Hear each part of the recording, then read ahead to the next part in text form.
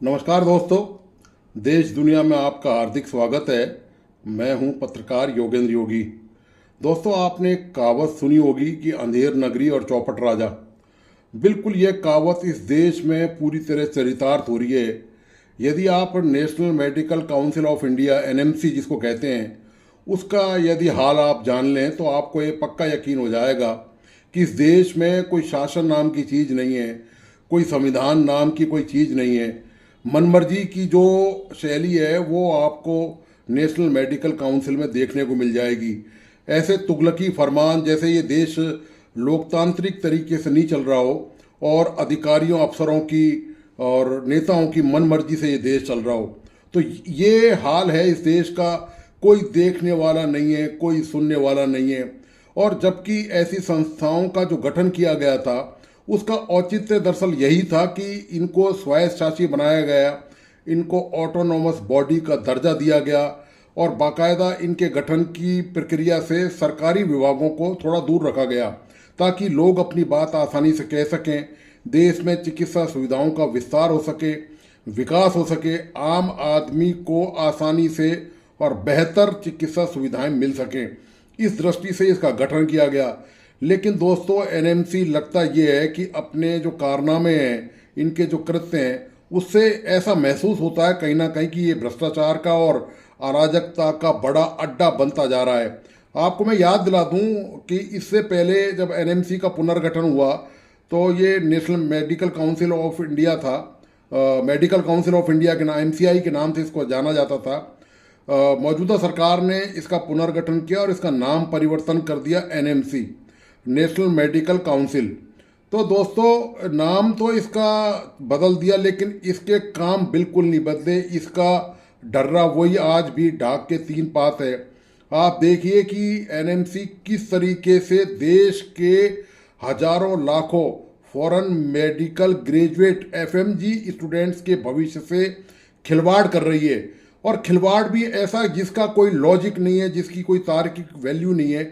मनमर्जी से तुगलकी फरमान एक के बाद एक जारी करके इन जो एफएमजी के जो डॉक्टर्स हैं, जो बाहर से विदेशों से डिग्री करके आए हैं देश में, उनके भविष्य पर इसने तलवार लटका रखी है।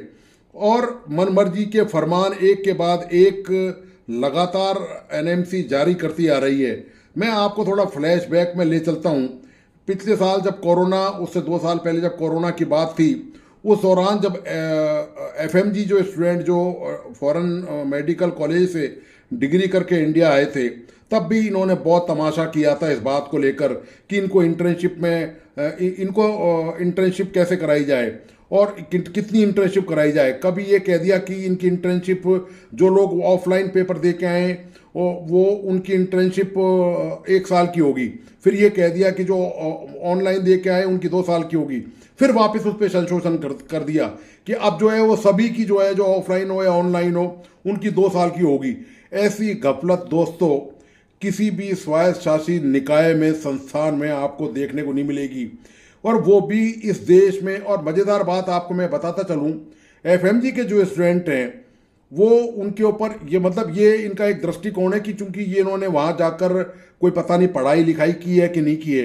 तो आप देखिए, आश्चर्यचकित करने की बात यह है कि जितने भी एफएमजी ग्रेजुएट हैं जिनका एंट्रेंशिप में नंबर आता है, उससे पहले उनको देश की जो परीक्षा है, एफएमजी का जो एग्जाम है, वो पास करना होता है। और दोस्तों, वो इतना कठिन एग्जाम है जितना नीट का एग्जाम होता है या जितना किसी और मतलब अधिकारी वर्ग की जो प्रतियोगिताएं होती हैं उस लेवल का उनका एग्जाम है। यानी कि पूरे नीट के एग्जाम में एमबीबीएस करने के लिए केवल 3 साल की 10वीं 11वीं और सीनियर तक की पढ़ाई का लेवल आता है। लेकिन एफएमजी का जो एग्जाम होता है उसमें पूरे 5 साल का कोर्स आता है। कहीं से कुछ भी पूछा जा सकता है। इतना टफ एग्जाम होने के बाद उनको फिर इंटर्नशिप में, और उसमें परसेंटेज भी है कि 50% से कम वो फेल माना जाएगा, 50% से ऊपर ही उनको एफएमजी के स्टूडेंट को पास का दर्जा दिया जाता है। इतना टफ एग्जाम है। आप ये देखिए कि जो एफएमजी के स्टूडेंट हैं जिनका किन्हीं भी कारणों से, जबकि वो कोई ऐसा नहीं कि कम प्रतिभावान है, जो नीट में जिनका सिलेक्शन होता है उनसे कम नहीं है वो, लेकिन उसके बावजूद भी वो उसके आसपास है।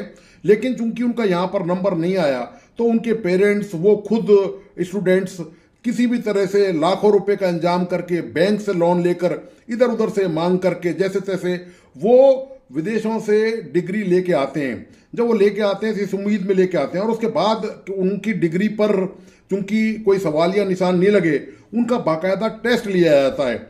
और ये टेस्ट इंडिया को के जितने भी जो मेडिकल कॉलेज हैं उनका नहीं लिया जाता, केवल एफएमजी के स्टूडेंट का लिया जाता है। और जितनी भी जो ये सेंसरशिप है और जो ये तमाम नियम कायदे कानून हैं, ये जो कोरोना के पीरियड में जो कायदे कानून लागू किए गए वो एफएमजी पर ही लागू किए गए। भारत के जितने भी मेडिकल कॉलेज के स्टूडेंट हैं इन पर, जबकि ये भी घर बैठे हुए थे, कोरोना पीरियड में सारे मेडिकल कॉलेज बंद थे, कोई मेडिकल कॉलेज में कोई स्टूडेंट आ नहीं रहा था, जा नहीं रहा था, लेकिन इनको एग्जेम्प्ट कर दिया, इनको छूट दे दी। और एफएमजी जो स्टूडेंट हैं उनको तरह तरह के, और उन पर भी एक कायदा अब लागू नहीं हो रहा कि भाई कोई ऑफलाइन है तो ऐसे एग्जाम देगा, इस तरह से इंटर्नशिप 1 साल की होगी या ऑनलाइन है। और इसके बावजूद एक बात और भी है, एनएमसी की गाइडलाइन के बावजूद देश के जितने भी स्टेट के जो मेडिकल काउंसिल हैं, हर राज्य का ये अलग अलग मेडिकल काउंसिल होता है, वो अपनी मनमर्जी से एनएमसी की जो गाइडलाइन है उसकी व्याख्या कर रहे हैं, मनमर्जी से उसको लागू कर रहे हैं। कोई स्टेट कोई लागू कर रहा है, जम्मू कश्मीर ने पूरी तरह से एग्जेम्प्ट कर दिया कि चाहे वो ऑनलाइन उसने एग्जाम दिया हो या ऑफलाइन एग्जाम दिया हो, वो सब के सब वहां पर उनको 1 साल की करनी है। राजस्थान ने भी एग्जेम्प्ट कर दिया। लेकिन अब जैसे मैं आपको उदाहरण देके बता रहा हूं, हिमाचल प्रदेश में हजारों स्टूडेंट वहां पर अटके हुए हैं। इसी तरह देश के जो बाकी राज्य हैं उनमें भी एफएमजीज का भविष्य जो है वो अधर झूल में झूल रहा है। उनको स्टूडेंट्स को ये नहीं पता, वो डॉक्टर्स को ये नहीं पता जो एफएमजी हैं कि उनको 1 साल की करनी है या उनको 2 साल की करनी है। आप देखिए दोस्तों, इस देश में जहां पर पहले ही डॉक्टरों की इतनी भारी कमी है, सरकारी अस्पतालों में डॉक्टर नहीं है, प्राइवेट अस्पतालों में हर आदमी की पहुंच नहीं है, और प्राइवेट अस्पताल भी केवल बड़े बड़े महानगरों और शहरों तक सीमित हैं। जहां तक गांव की बात है या बड़े कस्बों की बात है, वहां डॉक्टर है ही नहीं। और डॉक्टरों के बजाय वहां पर नीम हकीम वो लोगों का इलाज करके उनकी जो है जान दांव पर लगा रहे हैं बीमारी ठीक करने के नाम पर। एफएमजी जो है वो बाकायदा पूरे 5 साल की एमबीबीएस की कोर्स की पढ़ाई और प्रैक्टिकल करके फिर हिंदुस्तान में आकर वो एग्जाम देते हैं, उसको एग्जाम को वो पास करते हैं बाकायदा, उनका एक पासिंग मार्क्स है, उसके बाद उनको एंट्रीशिप की करवाई जाती है, तब उनका नंबर आता है, देश में कहीं भी वो लाइसेंस लेके प्रैक्टिस कर सकते हैं। इसके बावजूद देखिए, इस पूरी प्रक्रिया के बावजूद भी सरकार और एनएमसी जो है इन स्टूडेंट्स के भविष्य से, जो एफएमजी की जो ग्रेजुएट्स हैं, इनके भविष्य से खिलवाड़ कर रही है। और खिलवाड़ भी ऐसे वक्त में और ऐसे देश में किया जा रहा है जहां पर डॉक्टर्स की भारी कमी है। और एक दुर्भाग्यपूर्ण आप बात और देखिए कि इधर सरकार जो है वो, चूंकि चिकित्सकों की देश में कमी है, तो जो नर्सिंग स्टूडेंट हैं उनको ऐसी योजना के तहत कि इनको 2 साल का एमबीबीएस का कोर्स करा के उनको डॉक्टर तैयार कर रही है। मतलब 5 साल का जो एफएमजी कोर्स करके आ रहा है, जिसने एग्जाम दिया है देश में, जिसने इंटर्नशिप जो कर रहा है, उसके लिए दरवाजे बंद हैं। और जो सिंपली नर्सिंग स्टाफ है उनके लिए दरवाजे खोले जा रहे हैं। इस तरह की स्कीम बनाई जा रही है, चलाई जा रही है। ये वो कारण उसका केवल यही कि जो चिकित्सकों की कमी है वो दूर की जा सके। सामने, मतलब आप देखिए कि सामने मौजूद है चिकित्सक, लाखों हजारों की संख्या में पूरे देश में चिकित्सक मौजूद हैं। उनको प्रॉपर ट्रेनिंग देकर उनका सिलेक्शन करने के बजाय, उनकी जो हार्डशिप्स हैं उनको दूर करने के बजाय आप नीम हकीमों के भरोसे इस देश को चला रहे हैं। ये हालात है इस देश के। और ये जो, मैं तो ये कहता हूं कि ये जो एनएमसी है, ये प्रधानमंत्री नरेंद्र मोदी का जो विकसित राष्ट्र का जो सपना है दोस्तों, ये उसको धूल धूसरित कर रही है। ये एनएमसी के जितने भी पदाधिकारी वहां बैठे हुए हैं, ये उन सपनों को जो देश को तरक्की की दिशा में आगे ले जाएं, उनको चकनाचूर करने में लगे हुए हैं। ये केंद्र सरकार की उपलब्धियों पर पानी फेरने में लगे हैं। अब आप बताइए कि जो, यदि मान लीजिए किसी भी तरह इनके जो तुगलकी आदेश हैं उनको मानते हुए एफएमजी स्टूडेंट किसी भी तरह से 2 साल की इंटर्नशिप पूरी, 1 साल के बजाय 2 साल वो यहाँ पर दे रहे हैं, वो पूरी कर लेते हैं, उनकी जिस तरह से ये बेइज्जती कर रहे हैं, तो उनके दिल दिमाग में क्या प्रोफेशन के प्रति इज्जत रह जाएगी बताइए आप। वो क्या ट्रीटमेंट करते समय मरीजों की का ख्याल रखेंगे, उनसे अच्छा व्यवहार क्या आप उम्मीद कर सकते हो। जो खुद प्रताड़ित किए जा रहे हैं, जो खुद अपमानित किए जा रहे हैं, उनसे आप कैसे उम्मीद कर सकते हो कि वो बेहतर सेवाएं दें अपनी जाकर, और वो लोगों से अच्छा व्यवहार करें, डॉक्टरों को जो भगवान का दर्जा प्राप्त है, उससे देखिए एनएमसी उस भगवान को तस्वीर बनाकर उस पर माला टांगने की तैयारी कर रहा है, उन भगवानों के लिए। जो मतलब जो जिंदगी और मौत के बीच में जो आदमी खड़ा होता है वो डॉक्टर होते हैं। उन डॉक्टरों के साथ ऐसा व्यवहार, जिस देश में डॉक्टरों, दोस्तों, मेडिकल प्रोफेशनल्स की इज्जत नहीं हो ना, उस देश का भविष्य आप अंदाजा लगा सकते हो। और ये सिर्फ एक संस्थान के कारण, ऐसा नहीं है कि बाकी आम समाज में, आम लोगों में या और जो सरकारी महकमे उनमें डॉक्टर्स की इज्जत नहीं है। डॉक्टर्स को सब चाहते हैं, प्यार करते हैं, वो जानते हैं कि ये हमारी जिंदगी में काम आने वाला है, हमारा जीवन कहीं ना कहीं बचाने में इनका योगदान है। चाहे वो कोरोना का पीरियड हो, कोरोना में कितने हजारों डॉक्टरों ने अपनी जान दे दी, बताइए आप।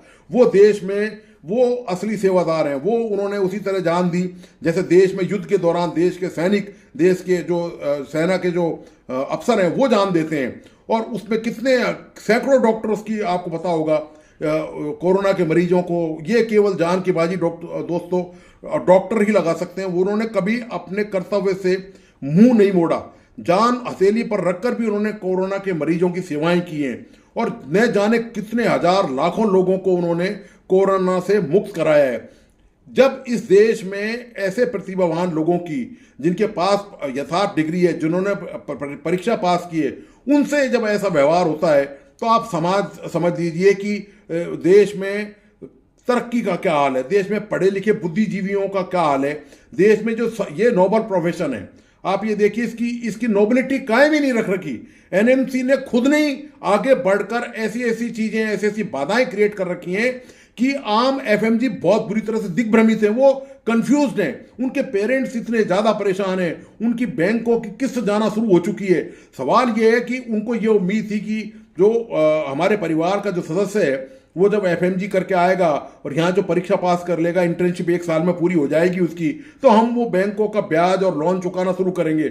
अब हालत ये है कि वो बैंकों का ब्याज और उनके परिजन, अभिभावक लोन लगातार चुका रहे हैं, लेकिन उनको ये नहीं पता कि हमारा बेटा, जो हमारे परिवार का जो सदस्य है, भाई है, बेटा है, भतीजा है, भांजा है, जो भी है, वो आखिर कब डॉक्टर की डिग्री लेकर, लाइसेंस लेकर प्रैक्टिस करेगा, ये किसी को पता नहीं है। और ये भी उस हालत में जब आप देखते हैं कि आप सरकारी अस्पतालों में चले जाएं, इतनी कतार डॉक्टर वहां मरीजों की है, वो बेचारे वहां पर डॉक्टर्स की कमी के कारण धक्के खाते फिर रहे हैं, वहां पर उनको वहां उपचार नहीं मिल रहा, उनको वहां पूरी प्रॉपर फैसिलिटी नहीं मिल रही। दूर दूर से, गांवों से, अस्पतालों में मरीज आते हैं और वो बेचारे वापस उल्टे पैर इसलिए उनको जाना पड़ता है कि उनका नंबर ही नहीं आता, या फिर वो अपना जैसे तैसे धक्के खाते इधर उधर घूमते हैं, तब जाकर उनको कोई सरकारी डॉक्टर अवेलेबल हो पाता है।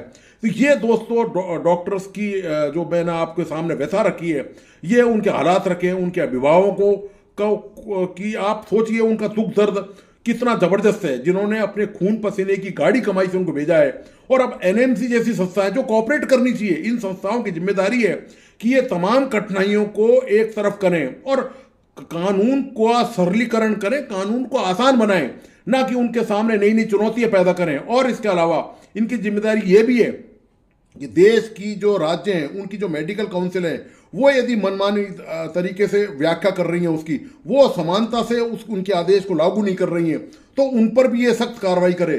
तो मेडिकल काउंसिल्स के खिलाफ, राज्यों की मेडिकल काउंसिल्स के खिलाफ कार्रवाई करने के बजाय, देश में समानता और एकरूपता कायम करने के बजाय और कठिनाइयों को दूर करने के बजाय, उल्टा एनएमसी खुद जो है एक बाधा बनकर इनके कैरियर के बीच में खड़ी हो गई है। और दोस्तों, एनएमसी का काम ही देश में मेडिकल ढांचा, जो आधारभूत सुविधाएं मेडिकल के ढांचे के विकास के लिए, उसको आगे बढ़ाना है, उसको विकसित करना है और मेडिकल कॉलेजों में क्वालिटी को देखना है, इसके अलावा प्रमोट करना है। आज देश में दोस्तों हालत ये है कि कौन विदेश में जाकर करोड़ों लाखों रुपया कर्ज लेकर पढ़ाना चाहता है। देश में मेडिकल की सुविधाएं नहीं है, मेडिकल कॉलेज की कमी है। हर साल हजारों करोड़ की विदेशी मुद्रा भारत से विदेशों में चली जाती है, चीन में जा रही है, रूस में जा रही है, कजाकिस्तान में जा रही है और बहुत सारे देशों में जा रही है।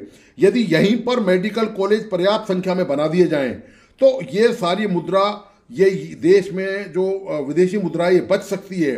तो हमारा जो विदेशी मुद्रा का जो भंडार है उसमें जबरदस्त इजाफा हो सकता है। लेकिन दोस्तों, परवाह किसको है? इनको कोई चिंता परवाह नहीं है, इनको तो केवल कठिनाइयां खड़ी करनी है।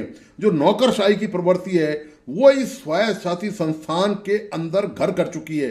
केंद्र सरकार को चाहिए कि इसका इनके जो भी पदाधिकारी हैं उनके कर्म कांडों का पूरा रिव्यू करे, पूरा विश्लेषण करे और सीबीआई से इनकी जांच भी करवाए साथ में कि इन्होंने कहाँ कहाँ घपलेबाजी की है, कैसे घपलेबाजी की है।